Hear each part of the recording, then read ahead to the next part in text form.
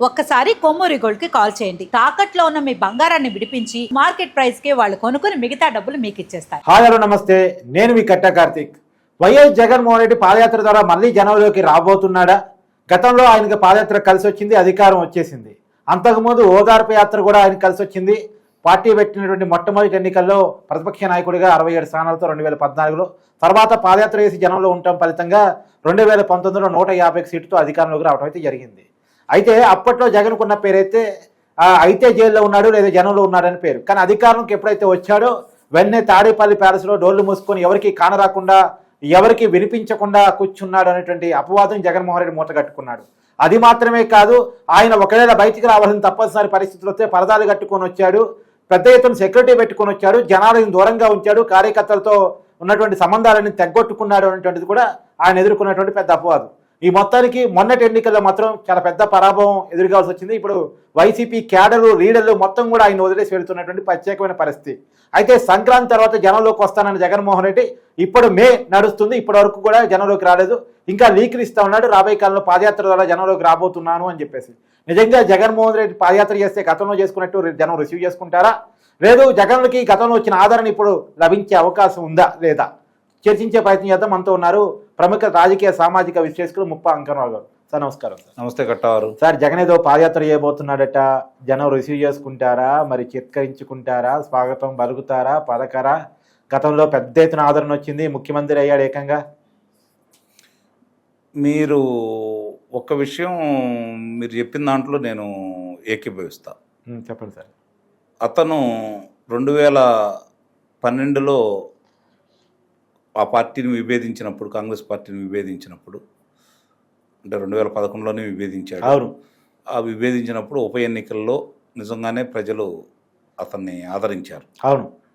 ఆ తర్వాత నిజంగానే అతను కళ్ళగన్నట్టు, ఆ రోజు కాంగ్రెస్ పార్టీ వాళ్ళు కళ్ళగన్నట్టు ఆంధ్ర రాష్ట్రానికి ముఖ్యమంత్రి అవుతారని భావించారు. ఇక్కడేమో కేసీఆర్ గారు ముఖ్యమంత్రి అవుతాడు, అక్కడేమో జగన్మోహన్ రెడ్డి గారు ముఖ్యమంత్రి అవుతాడు, ఇద్దరు మన చేతుల్లోనే ఉంటారని చెప్పని ఆ రోజు కాంగ్రెస్ పార్టీ భావించిన మాట కూడా వాస్తవం. దానికి జరగాల్సిన మంతనాలన్నీ జరిగినాయి, అయిపోయిన తర్వాత మీరు ఓదార్పు యాత్ర గురించి చెప్పారు కదా. ఓదార్పు యాత్రలో ఉండంగానే అతన్ని అదుపులో తీసుకున్నారు. సెప్టెంబర్ 23, 2013లో అతను విడుదలవటం కూడా జరిగింది. ఆ జరిగిన సందర్భంగా ఆ రోజు ఎన్నికల్లో నిజంగానే 67 స్థానాలు అతనికి ఇచ్చి ఆంధ్ర రాష్ట్ర ప్రజలు ఏమని సందేశం ఇచ్చారు అంటే, అవినీతి పరుడని ఎవరిని అనొద్దు, ఎంత అవినీతి చేస్తే అంత ఎక్కువ ఓట్లు వస్తాయి అన్న విధంగా కూడా ఓట్లు వేశారనే భావన కలగజేసిన మాట కూడా వాస్తవం.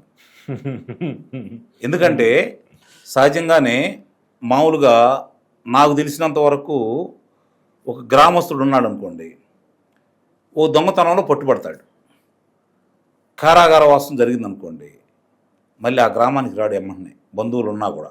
ఎందుకంటే ఒక రకంగా దొంగని చూసినట్టు చూస్తారు కాబట్టి కొన్ని రోజులు, కొన్ని సంవత్సరాలు మర్చిపోయే తర్వాత కానీ అక్కడ ప్రవేశం జరిగిన సంఘటన మర్చిపోయారు తప్ప.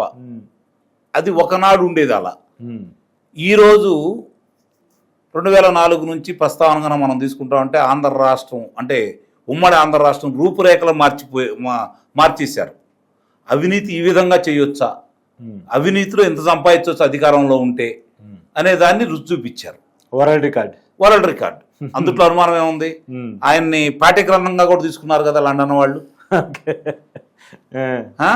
కాబట్టి అట్లా చేసినటువంటి ఆ విధంగా అధికారంలోకి రావటానికి రెండోసారి 2019లో అధికారంలో రాబోయే ముందు ఆయన ఇచ్చిన హామీలను ఒకసారి కనుక మనం చూసుకుంటా ఉంటే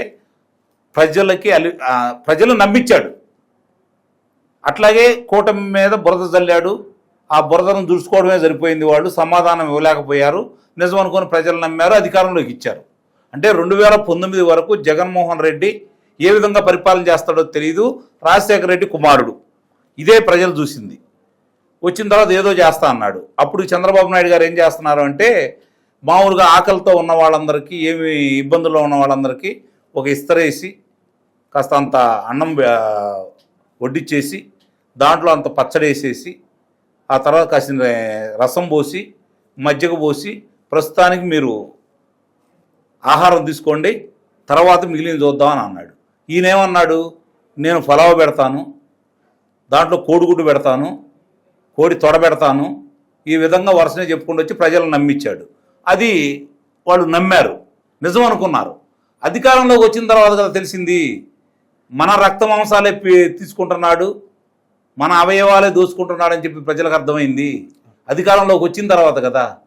కాబట్టి ఆ రోజు అతను పాదయాత్ర చేసినా ఇంకో యాత్ర చేసినా జనం నమ్మారు. కానీ అప్పట్లో పాపులర్ డైలాగ్ సార్, నేను ఉన్నాను నేను విన్నాను అనేటువంటిది. తర్వాత అధికారంలోకి వచ్చిన తర్వాత నేను లేను నేను వింటలేదు, అంత సజ్జన రామకృష్ణారెడ్డి వింటాడు అని చెప్పుకుంటే అనేటువంటి. అది కార్యకర్తలకు కావచ్చు, ప్రజలకు సంబంధించింది కావచ్చు. ఇప్పుడు మీరు అన్నారు ఆయన పరదాలు కట్టుకొని వచ్చాడంటే, పరదాలే కాదు ఇళ్లలోంచి బయటికి రానిలా ప్రతి ఇంటి ముందు ఒక పోలీస్ ఆయన పెట్టాడు. అవును, ఆయన ఇంటికాడ నుంచి అసలు బయటికి రాలేదు, బయటికి రావాల్సి వస్తే ఈ పని అంతా చేశాడు.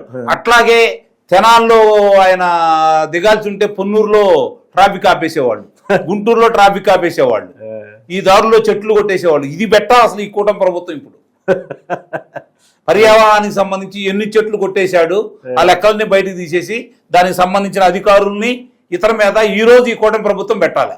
నేను ఎక్కడో సినిమాలో చూసాను సార్, ఆకాశంలో విమానం పోతా ఉంటది, అరే ముఖ్యమంత్రి పోతున్నాడే కింద ట్రాఫిక్ ఆఫ్ చేస్తారు సినిమాస్ అనుకుంటా. అదే జరిగింది ఆంధ్రప్రదేశ్ లో కదా జరిగింది.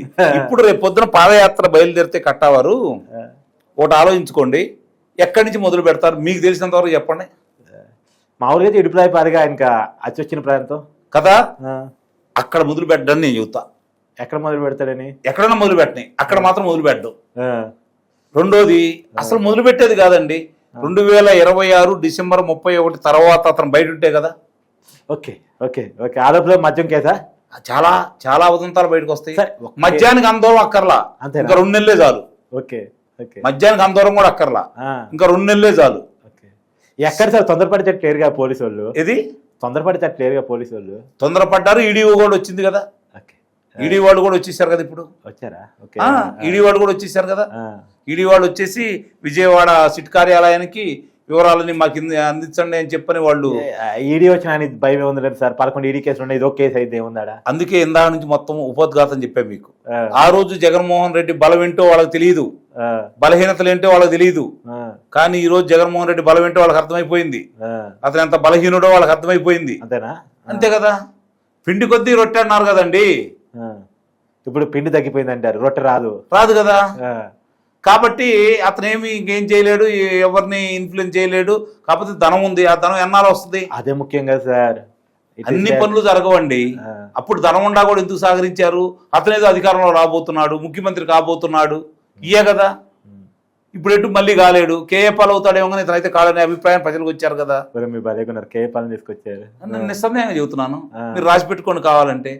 రేపు పొద్దున అసలు 2029 ఎన్నికల నాటికి వైఎస్ఆర్సీపీ పార్టీ ఉంటే, 2028లోనే వైఎస్ఆర్సీపీ పార్టీ ఉంటే మన ఇద్దరం మాట్లాడుకుందాం దాని గురించి. ఎట్టి పరిస్థితిలో ఉండదు, నాయకులు ఉండరు. అంటే కాంగ్రెస్ విలీనం చేస్తారా, బీజేపీ విలీనం చేస్తారా? అసలు నాయకులు ఉంటే కదా ఇతను విలీనం చేయడానికి. ఓకే, అంటే మిగతా పార్టీలో ఖాళీ లేవు కదా సార్, ఏ పార్టీలో పోతారు? వాళ్ళు మాత్రం వెళ్తారు, కొన్ని ఉంటాయి కదా. మాతృ సంస్థ అయితే ఉంది కదా, కాంగ్రెస్ పార్టీ ఉంది, అదే ఉంది కదా. కాబట్టి దానికి వెళ్ళడానికి అవకాశం అయితే ఉంటుంది కదా. అదే దేశవ్యాప్తంగా పాటుకొని ఉండే మరి పాపం. సరే ఏదో ఒకటి, ఇప్పుడు కొన్ని కారణాలు ఉంటాయి కదా.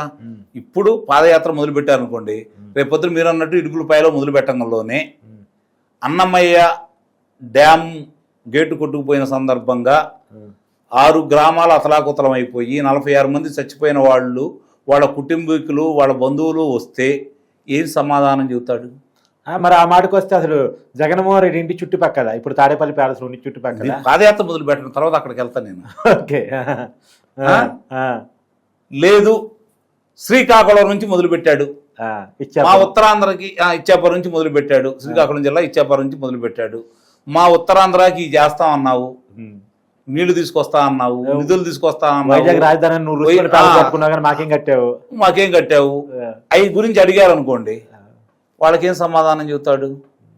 లేదు ఇవన్నీ ఎందుకు, ఆదరణ ఈదరణ ఎందుకు, మధ్యాంధ్ర నుంచి మొదలు పెడదాం అనుకుంటారు. అక్కడ అమరావతి రైతులు బయటకు వస్తారు, వాళ్ళకేం సమాధానం చెబుతాడు? అంటే పాదయాత్ర అతను ప్రకటిస్తాడు. ఏమన్నాడు ఈరోజు? ఏమవుతుంది, ఏం జరుగుతుంది, కేసులు ఎదుర్కోండి, హడావుడి చేసేయండి, దౌర్జన్యాలు చేసేయండి, జైలుకి వెళ్ళండి, మీకు పదవులు వస్తాయి అంటున్నాడు. 16 నెలలు జైలుకి వెళ్తే ముఖ్యమంత్రి పదవి వచ్చింది, మీరు కూడా ఏదో ఒకటి చేయండి, మహా అయితే 3 నెలలే కదా అంటే రెచ్చగొడుతున్నాడు కదా. అంతేగాని రాజకీయంగా ఎదగాలనుకోని కానీ రాజకీయ కార్యక్రమాలు చేయాలి. డెమోక్రటిక్ స్పిరిట్ ఉన్న రాజకీయ పార్టీ నాయకుల లక్షణం కాదు కదా. అసలు అది రాజకీయ పార్టీ అని మీరు ఎలా అంటారు అంటున్నాను నేను ఎప్పుడో చెప్పానండి, ఆ పార్టీకి నిర్వచనం చెప్పాను, ఎర్రి psycho rowdy and corruption party. అది రాజకీయ పార్టీయే కాదు కదా, అతను వచ్చిన ఉద్దేశం వేరు కదా, అదే ప్రజల కోసం ప్రజల కొరకు పనిచేసే పార్టీ అయితే కాదు కదా. నిజానికి రాజకీయ పార్టీ అలా ఉండకూడదు, అలా తయారైపోతుంది. అవును, నిజానికి అలా మరి డెమోక్రటిక్ స్పిరిట్ ఉన్న లీడర్ అలా చేయకూడదు, ఆయన కూడా మారాలి.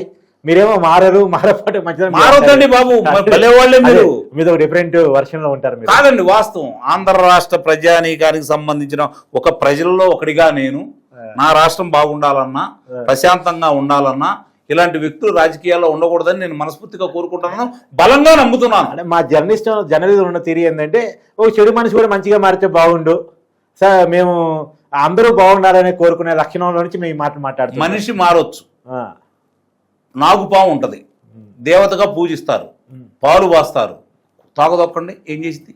సరే వద్దులేండి, ఇంకా అంతవరకు గీత పెట్టేద్దాం ఆ విషయాన్ని. Anyway thank you sir, thank you so much. Thank you.